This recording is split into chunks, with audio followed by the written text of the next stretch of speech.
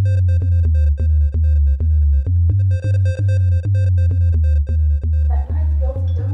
it.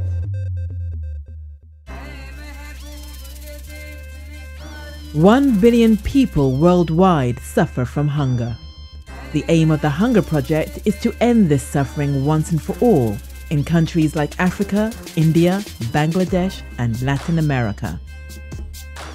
I think it's disgraceful. I mean, when you think about what's going on in the world on a day-to-day basis, and when you see and you hear things like that, I mean, you can't actually imagine that we're in a world where we're able to just, you know, go into every shop and we're able to take on technology as we do, and yet we're allowed to do that, and yet there are countries and people abroad that are barely surviving.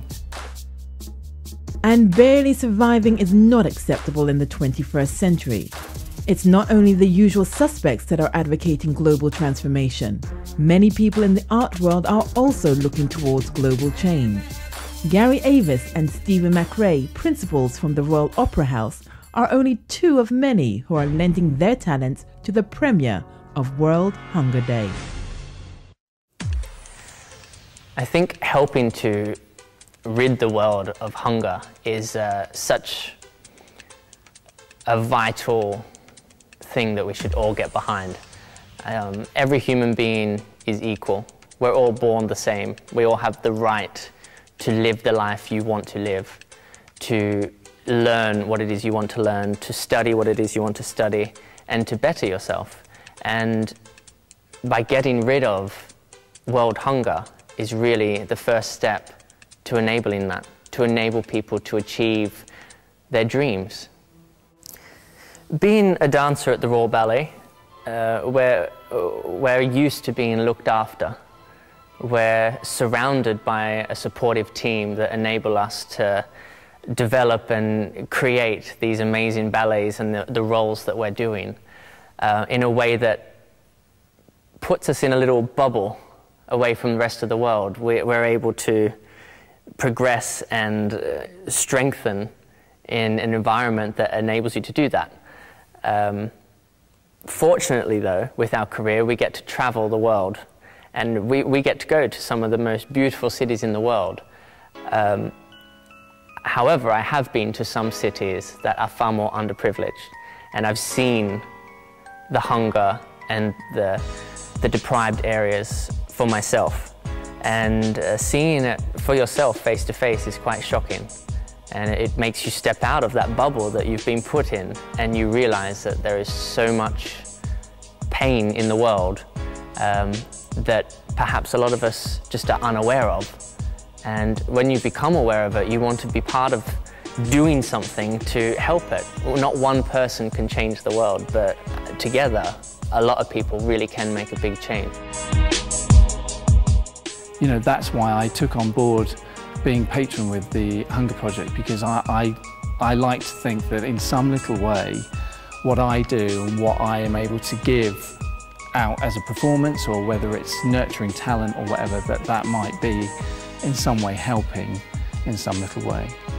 There's such extremes between the wealth and the extreme poverty, which is quite heartbreaking when you see that. And discovering that there are so many people, around 1 billion people in the world today, who live on less than £1 a day.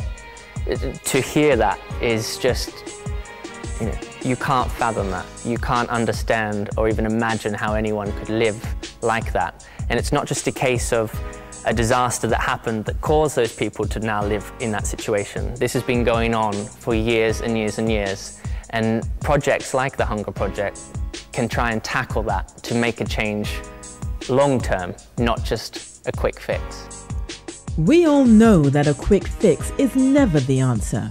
Sustainability is the name of the game, and that is why icons like Dionne Warwick, Natalie Cole, Simon Kinleyside and Misha Paris are performing a concert of world unity.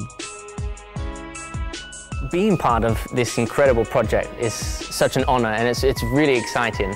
I think art is a language that speaks to every single person in the world.